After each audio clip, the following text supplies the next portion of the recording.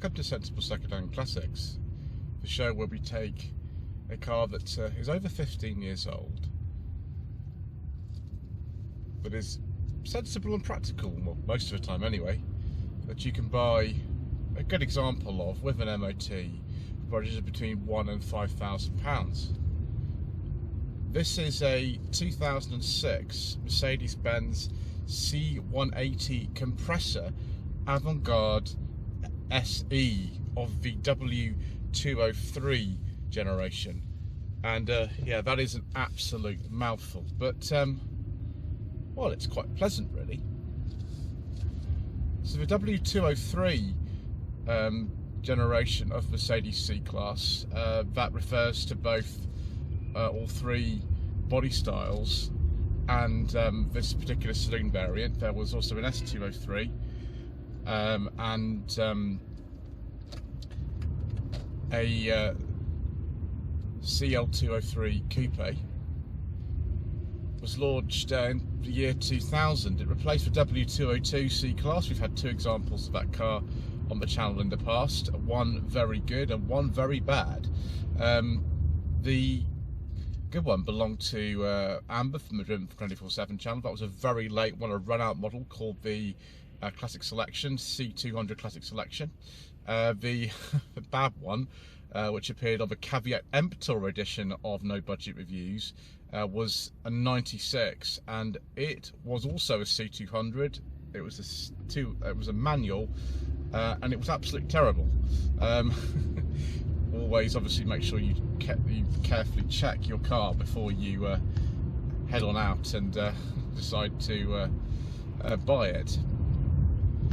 W203 has a really mixed reputation. Some people say they're really, really good, and some people say they're really, really bad. This one, to me, excuse me, just burping there. This one to me seems really good. It's a one-owner car, and it's in showroom condition. It's perfect.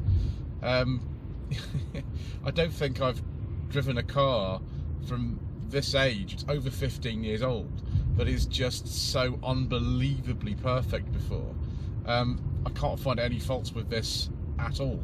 So this is about as good as an example as you can get of one of these, and it cost its owner, he's just bought it, around £4,500.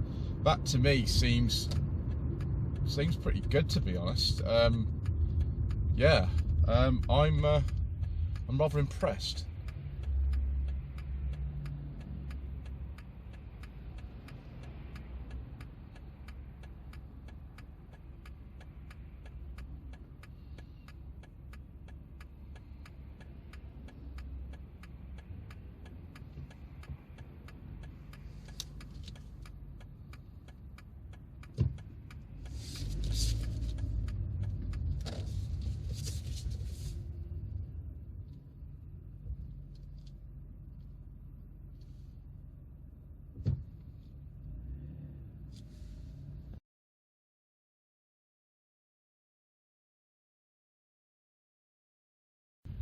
So to drive this car is remarkably smooth. It's very quiet.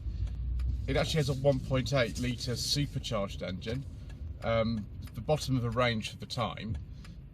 The engines in this car are so utterly confusing that I'm not going to be able to talk to you and drive at the same time about the engines. I can talk about other things, but because there's 12 different petrol engine options, there are also some that we can't talk about because we don't talk about them on the channel. We're going to have to kind of pull over and actually discuss them separately, because oh my gosh, it's so confusing, because the engine sizes do not match up with the model designations most of the time. It's not at all straightforward to say, oh yes, it's a C180, therefore it has a 1.8 litre engine. In this case, yes, this is a C180 and it has a 1.8 engine, but the C200, this type of post facelift ones, also had a 1.8 litre engine. The C230 compressor also had a 1.8 litre engine. There also was a C230 with a 2.3 litre engine. And there was one, I think, which had a 2.5 litre engine. So even the information I might have said there is probably incorrect. So what we're going to do is later on in the video we will pull over and we will discuss this enormously complicated engine range. Obviously we'll stick to the ones we can talk about. But for now we'll just go and pull up here in this lovely park in the middle of Bedford, and we will have a little conversation, rather it's a monologue really, 'cause it's just me, about the interior and exterior features of this beautiful car.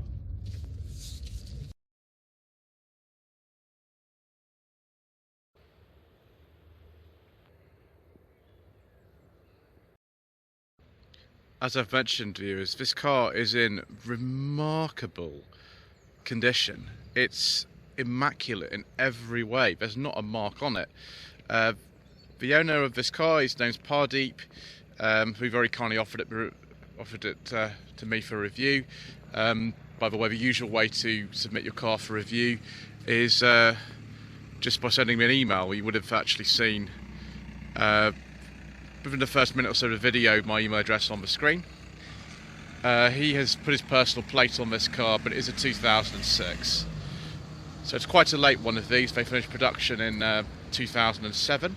Apart from the little CLC, that continued until 2008. The Avantgarde SE wasn't the top of the range. I think that was the Sport that had slightly larger alloy wheels than this. One really weird thing about this car is it doesn't have heated seats. It doesn't have electric seats. It's got all kinds of other exciting things, and I'll show you one of them in just a second. But the specification is, I would say, unusual. So the C180 compressor was the base engine at the time. It generates around 143 horsepower in this car. 0 to 60 is around 9.5 seconds. So if we pop the boot using the remote key fob here, see, it's very easy for it to open. There we go. We suspect that this car, which was owned by a lady from New for the first 16 years of its life, was kept in the garage because it's just so immaculate. If we look under here, Mercedes actually still use this kind of catch in some of their models. We can see we haven't got what I would have thought at all under here. We've got some number plates, which were the original car's registration number, which I won't show you. And I think that's it. I think there's probably a can of tyre sealant in here somewhere. I don't think anything in here is gonna come up exactly how I wanted, which was to see a nice spare wheel. But there we go. So we just close the boot like this. A lot of contemporary reviews that I've heard of say that in comparison with the E46 3 Series and, I don't know, something like a Road 75, the rear space is quite limited in these. Well, let's see. So that's my driving position. I'm about 5'11". I'm not particularly tall. Like this upholstery, I think this is probably genuine leather actually, dears. Could be sort of Artico leather. Yeah, it's not the most capacious car. I mean, I can get in behind myself okay, but if you are over 6 foot, you might struggle a little bit in here. Fortunately, Mercedes-Benz has provided you with these places to put your knees, which could be quite handy. Everything does feel quite nice quality. This comes from an era when Mercedes-Benz were being criticised for having lower quality cars than before. But with this facelifted car, facelift came in about 2004, they made a real effort to actually improve the fit and finish, improve the overall quality, and so I can see it's paid off. Do we get an armrest view? Oh, that's difficult to get out. Yes, my patience has been rewarded. Do we get cup holders? Oh my gosh! That is the most severe cup holder spring I've ever seen in my life. Wow. I mean, it's very comfortable, this armrest and everything, but That is crazy, viewers. So electric windows in the back. One of the things they said about these cars when they came out in the year 2000 was that unlike an Audi A4 or a BMW 3 Series, you got electric windows all round in all models, as well as cruise control, and you also got climate control there. This is dual zone in this car. So yes, you've got rear light. It's probably not on the right configuration, that's why it's not coming on. What about the damping of the grab handles? Is that any good? Oh yes. Oh, viewers, that's rather nice. We've also got this mat pocket there, which you know, this is an older style way of creating a mat pocket, this particular material. And we've got rear vents for the passengers, which is nice. I'm not sure you could fit 3 people comfortably, so they were quite small at the back, but 2 should be okay, as long as they're not too tall. Oh, it's not too hard to get out. Even the S205 C200 estate that I regularly drive, it's my mother's, that's still quite cramped in the back, to be honest, so it's no surprise here. Let's have a look at some luxury, shall we? Ooh, we have Mercedes-Benz branded floor mats. Very nice. Would have been original, I think. And lots of controls on this side, including automatic lights. That's good. I don't know if we've got automatic wipers as well. It doesn't really show me there, but we do have power folding mirrors. Mirror controls are a little bit unusual in this car. In fact, you've got 2 buttons to the power fold, which you know, I haven't actually seen before. Key goes in just here. I'll actually get my hand in the right place. There we are. There we go, finally. The instruments are quite sparse. Unless you turn the car on, there's really not an awful lot to see. It's very clear, but I suppose, like the later C classes, you don't have in this car kilometre markings as well as miles per hour, which is unusual in this country. Normally you get both. So we've got the we'll be trying that out later, viewers. I think that's the folding the rear headrest, but actually they're already folded, so we don't actually need to do it. I think you have to put them up manually. Definitely got ESP, which is good. It's not actually too complicated in here. Looking at you know, the controls, it's much simpler than one of these modern touchscreen systems. So is the dual zone climate control in here. There's the fan speed, there's the temperature, there's the direction of the air that you want, automatic air conditioning, and rear window, and that is maximum demist on that side. This car is an automatic. That was by far the most popular option for the W203 C class. You could get manuals as well, but they're not particularly well regarded. And you know, they can be difficult to sell actually, unless you've got someone specifically looking for one, like Mr. Richard of Furious Driving, who likes Mercedes manuals.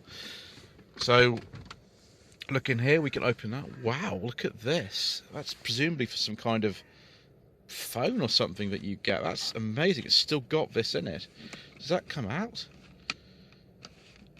Yeah, this is for like a Nokia 6310 or something, isn't it? Wow. Oh, that's amazing. I've not seen that in a while, viewers. Yeah, it opens 2 ways. You can open it like that, and you can open it like this. I don't know how you take this bit out of it. It would be more useful to put like a modern phone in there, but there we go. That's a cup holder bit hidden there. It's just the ashtray in here. Yes, it is. 12-volt socket there as well. That's pretty good. On the door we've got switches for electric windows, and I think that's for the boot popper as well. You can operate that from there. Okay, let's turn the car on and see what lights come on and see if this infotainment system lights up as well. So viewers, there's the telephone system. I have a feeling that might not even be Bluetooth. That might just be for this. So just put that a pinch of salt. CD player, of course. I've turned the volume right down because I don't want any copyright infringement. But yeah, it seems simple enough to operate this. You can dial your numbers on here, which is great. I wish like all cars came with that in terms of dialing numbers, physical buttons for doing that. That would be a lot safer than fiddling with touchscreens and all that sort of stuff, wouldn't it? Yeah, there's the park reverse drive neutral selector. The mode I've got it in, S, is not sport, it's Standard, as the Germans say. And the C is like a comfort mode where it starts the car, I think, sometimes in a high gear, like second. It's normally used for winter driving, I think. So just leave it in Standard. I could put it in comfort if I wanted to as well. Door pockets look quite big, actually. Let me just fish out my secret mission documents and kind of see if this will fit. Yeah, it fits nicely. What about the glove box views? Can we get them in here? Oh, wow. I mean, top one, no. Let's see if we take up this lovely Mercedes-Benz book pack and we'll put it in here. Is that going to work? Yes, it does. I mean, I don't want to leave that in there. It just about fits in there. But that's good, isn't it, viewers? Right, let's go and take a look at this lovely supercharged engine. So here you are, viewers. It's a 1.8 litre compressor engine with the supercharger, which develops 143 horsepower. Someone once told me that virtually all Mercedes-Benz engines are chain driven. I believe this one is chain driven as well. So you shouldn't have to worry about cam belts or anything like that. Again, this car's in fantastic condition. It is like looking at a brand new Mercedes-Benz in 2006, so not really a lot to see here. Some of the early cars have the M111 engine, also a four-cylinder unit. I'm not the keenest on that. They can be very good, they can be quite bad. Certainly I've driven one that's very bad. Yeah, just watch the things like head gasket leaks and stuff like that. But yes, it's reasonably straightforward to get things. Longitudinally mounted in this car, rear wheel drive. You could also get 4MATIC with the W203 C-Class. And there's the ABS pump. Excellent. It's the same one, but used in tons of cars of this era. What I don't like is it's really difficult to see that the coolant level. That's really, really difficult to see. You just have to open the cap and have a look. Right, I think it's time to go for another drive, viewers. Lloyd Consulting stickers, t-shirts and mugs are available by clicking the link to the Google form in the video description below. Before we go out for another drive, viewers, it would be remiss of me not to have a look at the myriad engine options on the W203 series C-Class. When the car was launched in 2000, the two basic engines were a 2 litre with 129 horsepower or 163 horsepower. Those only lasted until 2002. There was also 143 brake horsepower, about 2 litre apparently, but I can't find any reference to it apart from one particular place, so I'm supposing that didn't exist. Those engines were replaced in 2002. So the C180 became the C180K and the C200 became the C200K, but they used a 1.8 litre engine with either 143 horsepower in this one, the C180K, or 163 horsepower in the C200K. The next one up was initially a 2.6 V6 that was called the C240. You can see how confusing this is, can't you? With 170 horsepower, and that lasted until 2004. That was actually replaced that year with another 1.8 litre engine in the C230K with 192 horsepower. You with me so far, viewers? Then we get on to some more of the V6 engines. There was a 3.2 litre V6. Actually, this was called the C320 which is good. It's less confusing. 218 horsepower, that lasted until about 2005. That was replaced by two different V6 engines, both 3 litres in capacity, but non-badged as the C300. The basic one, 204 horsepower, is badged as the C280, and the other one was the 3.5 litre V6. They weren't both 3 litres. One was a 3.5, which actually was badged as C350. It had 272 horsepower, so that was correct. Also from 2005, there was a 2.5 litre V6, the C230 with 201 horsepower. There's not a lot of reference to that for some reason, but yeah, it's there. I'm only talking about the UK market cars, by the way, viewers. I'm not talking about any of the others, because they're actually different as well. Then we get on to the very interesting ones. First of all, the really hot, fast AMG version was a 3.2 V6 with 350 horsepower. That lasted until 2004. And then we get the really crazy one right at the top of the range in 2004, about the same time as the facelift. The C55 AMG had a V8 engine, which developed 362 horsepower. That was actually a 5.4 rather than a 5.5. I hope that's explained. Oh, of course, due to controversial government legislation and all kinds of other reasons, we don't talk about diesels on this channel.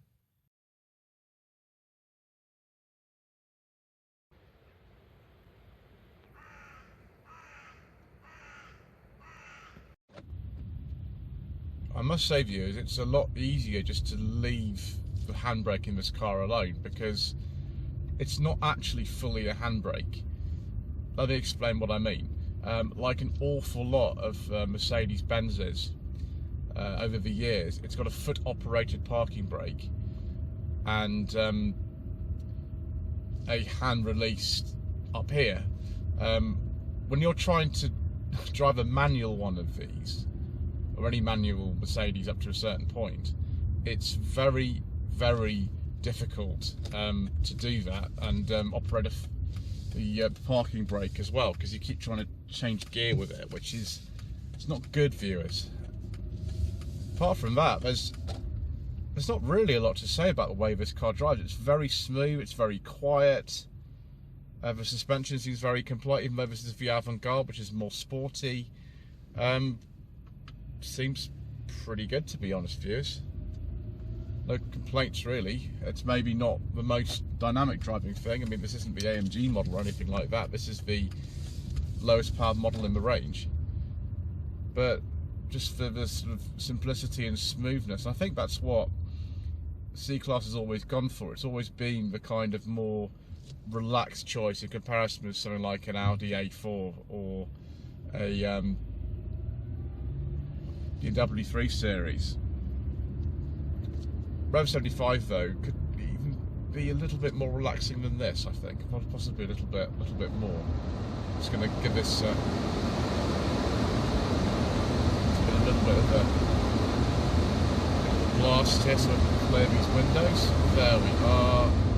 Great, so that works well. I think that, you know, despite the fact that I own a 237 horsepower Volvo C70 T5, this 143 horsepower engine would be fine for somebody like me. Obviously there's lots of others you can choose from. Let's try it over some bumps. Yeah, that seems smooth enough, that seems fine. Feels like the kind of car that you could do some really good sort of long distance cruising in, and it would be perfect for that kind of thing. Steering's not the most feelsome. I don't actually know if it's a rack and pinion or a recirculating ball system in this car. The first generation C-Class had a recirculating ball system in it. This one, I'm not actually sure. Maybe if you know the answer to that question, put it in the comments below. Right, I think it's time for us to draw some conclusions about this wonderful condition modern classic.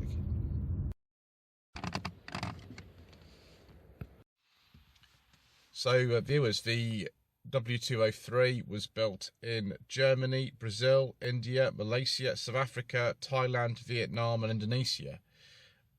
apart from Germany, Brazil and South Africa, I think all the rest of those were CKD versions of the car. So should you buy one of these C-classes as a modern classic for between £1,000 and £5,000, well, you do need to find a good one of these. You need to find one with good service history. You need to check to see if there's any rust on it. The later cars are a lot better than the earlier ones in this respect.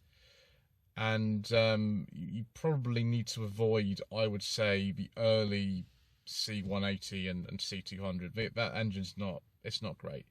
This supercharged engine, I think, is a lot better. I'm surprised at how smooth it is. I thought it would be whining away constantly, but it's not.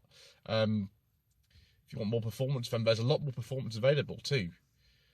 So comparison to something like, I don't know, 3 Series, Row 75, Audi A4, would I choose this? Well, possibly. I quite like this car, to be honest. You know, I'm trying to look past the extraordinary condition of it and see whether, you know, generally these cars are quite good. And yeah, for between the budget of £1,000 and £5,000, don't see why not.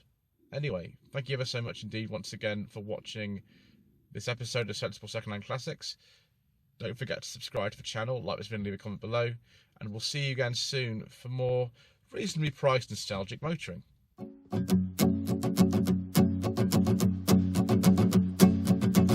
2, 3, 4.